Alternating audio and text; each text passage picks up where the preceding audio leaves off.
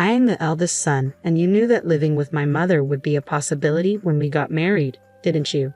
You never mentioned that when we first tied the knot. My husband Robert had moved in with my mother-in-law earlier than his sister, and after selling his family home, he left me with the sole responsibility of taking care of her. I'm a stay-at-home wife, and he must have planned this for a long time. My name is Laura, and I'm a 46-year-old housewife. Robert is 44 and works for a decent company as a subsection manager, often boasting about his Ivy League education. We have 2 sons, making us a family of 4. But now, with our youngest son having graduated from college this summer and moved out, my husband has started acting on his own. We're going to take in my mom soon, he declared. Hearing this for the first time, I was shocked. My mother-in-law lost her husband, my father-in-law, last year. Considering they did everything together, I had been concerned about how deeply this loss must have affected her. But living together suddenly, anyone would be surprised. Robert implied that I had plenty of time since I'm a stay-at-home wife. He instructed me to visit my mother-in-law every day and talk to her. I argued that daily visits might exhaust her, but Robert's aim was clear. He wanted us to get along through frequent visits, making it easier for him to implement his plan of us living together. My mother-in-law's house is a stylish, standalone home built by my late father-in-law in a popular suburban area of Chicago. If put up for sale, there would certainly be many buyers willing to pay a great price. Robert had his eyes on this house. By living with my mother-in-law, he wanted to gain the right to do whatever he pleased with it. A few days later, Robert came home looking irritated. Apparently, his sister had contacted him. "You have been visiting my mom, haven't you?" he said, roughly throwing his coat at me. "Yes, about once every 3 or 4 days, I replied, hanging his carelessly thrown coat on a hanger. "My sister visited Mom today for the first time in a while," Robert said, his tone sharp. "She said the entire house was a mess from the kitchen to the bathroom. You have been cleaning up over there, haven't you?" I was irritated by his insinuation that I might be lounging around and snacking while visiting my mother-in-law. "Of course I've been helping with the chores and shopping. I've even organized the fridge before leaving," I said, trying to keep my composure. Robert laughed scornfully. "Well, I guess this is the most I can expect from a housewife," he said, glancing around the living room. It hadn't been long since our youngest son moved out, so the room wasn't spotless, but it was far from being messy enough to disrupt our daily lives. Robert has a nasty habit of nagging me about being a full-time housewife whenever he's in a bad mood.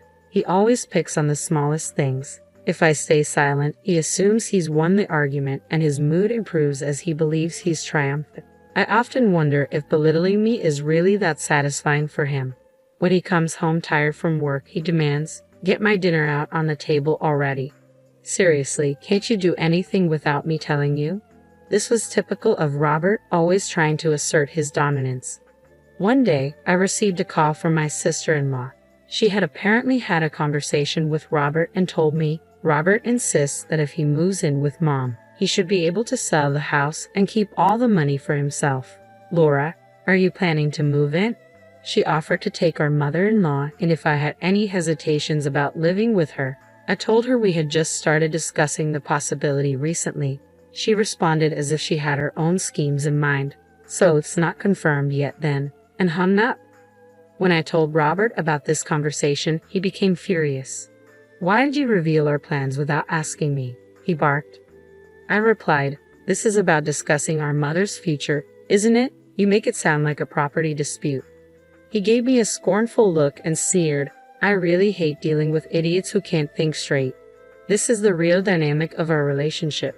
Robert belittles me for being a housewife and a high school graduate, always trying to make me submit to him. When we got married, I was drawn to his confidence and reliability, but those traits have morphed into what I loathe about him. What's worse, he occasionally boasts about marrying an older woman, mocking me for being 2 years older and not having a college degree. He pushed me into being a housewife, claiming no one would want to hire a high school graduate. Ever since our children moved out, I've been feeling more and more stress about my interactions with Robert. To be honest, I feel like I've reached my limit with this marriage. Robert, oblivious to my feelings, likely wants to move in with his mother as soon as possible, probably aiming to pocket all the money from selling her house. He doesn't seem to consider how his parents might feel about their home being sold or the memories they've built there.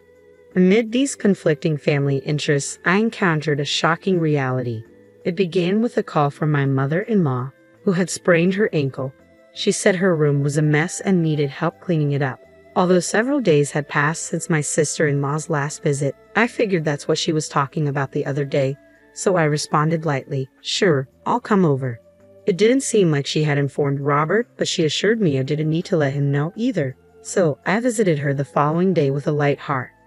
I rang my mother-in-law's doorbell and heard her shout, "It's open," from the yard. I turned the knob and stepped inside.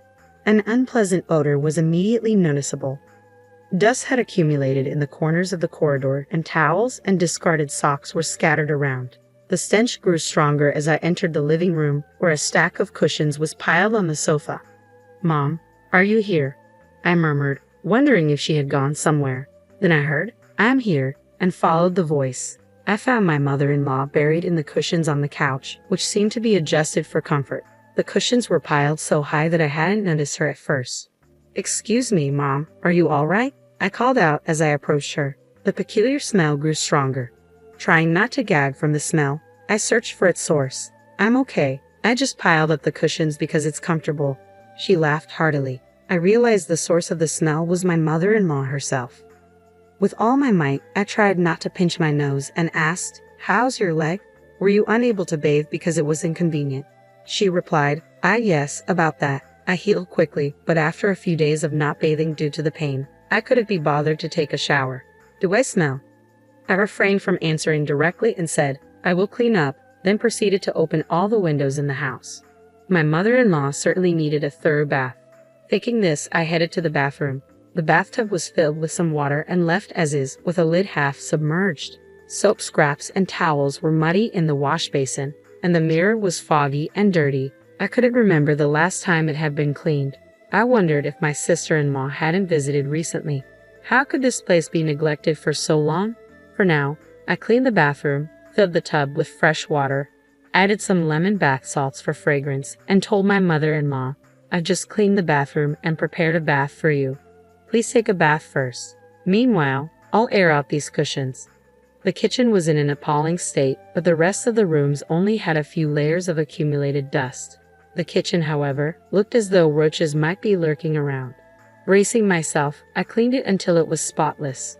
"That was refreshing," my mother-in-law said as she returned to the living room.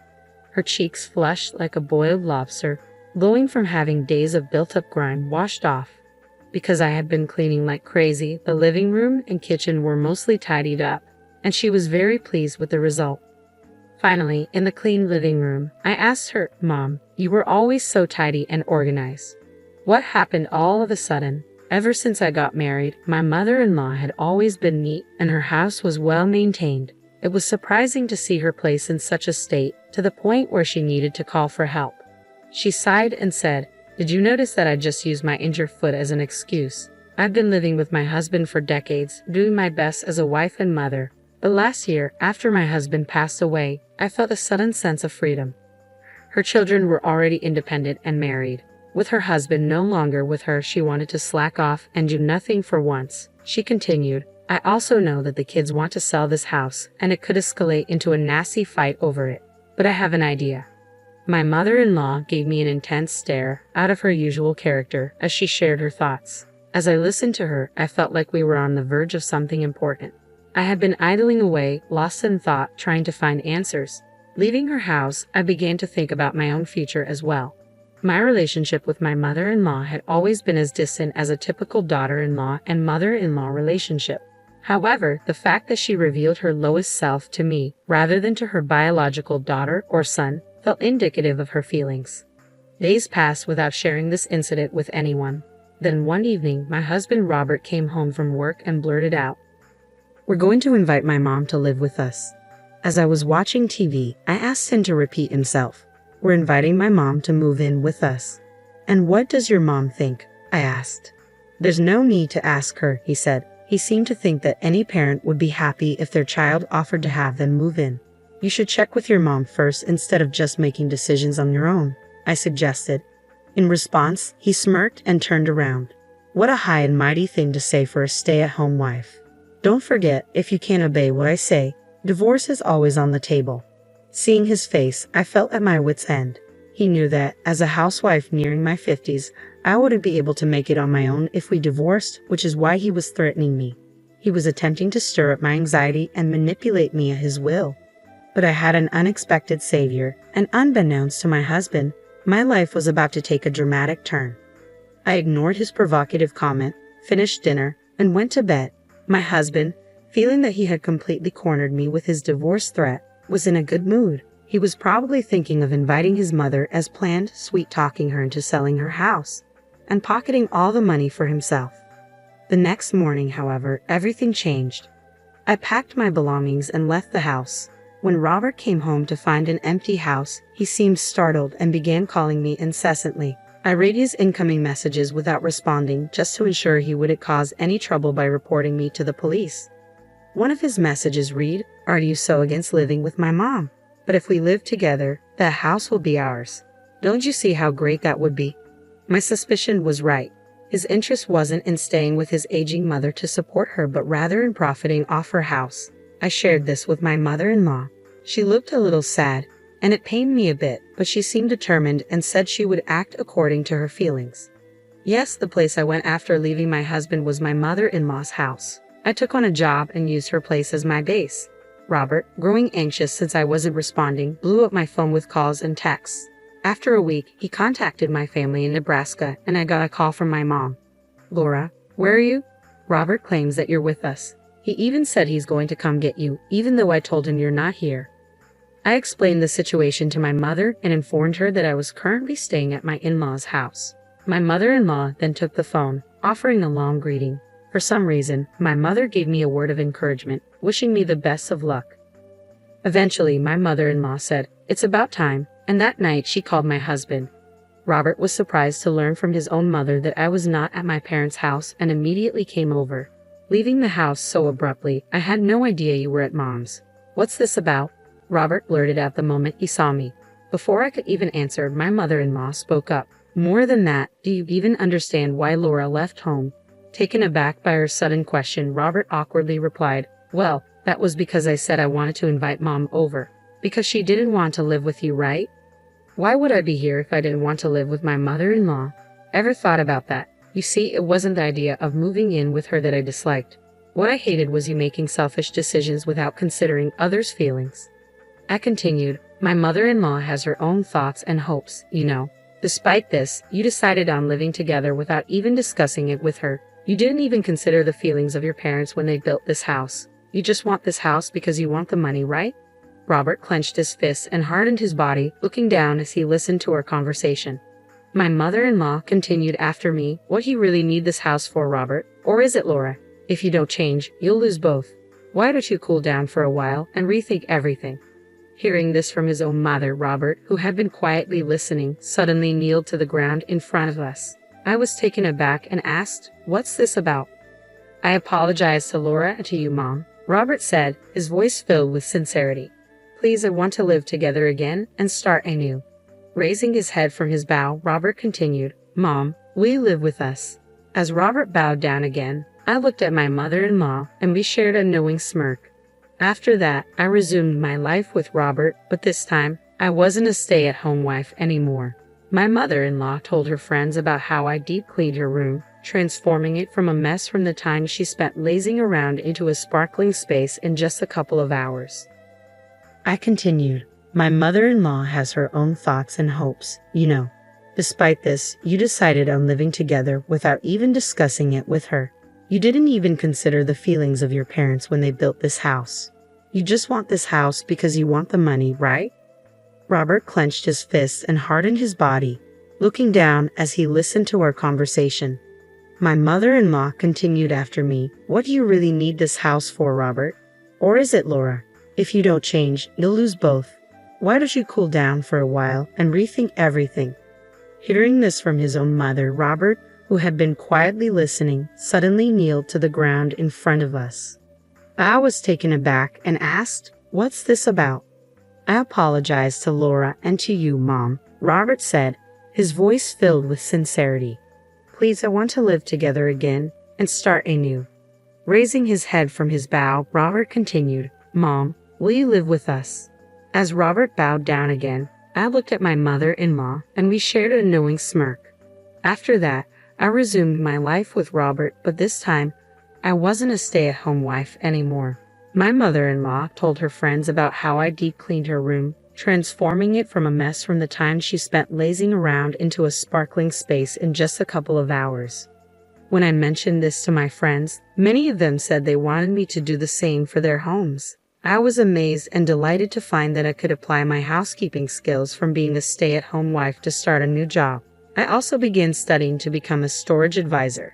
It seemed that Robert had not given up on the idea of living with his mother, selling their house, and getting a large amount of money. He seemed to think that it would become a reality now that my mother-in-law and I were getting along. But there was a surprise announcement from my mother-in-law.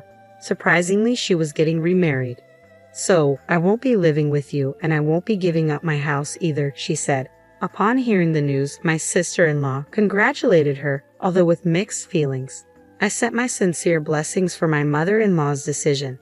The one who was surprised by my mother-in-law's words and screamed out in shock was Robert.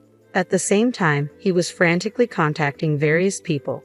Apparently, Robert had taken a boating license without telling me and even purchased a small cruiser, counting on the money from selling his parents' house. Now that his plans had fallen apart, Robert was unable to cancel his order for the cruiser, and he seemed to have to work even harder than before.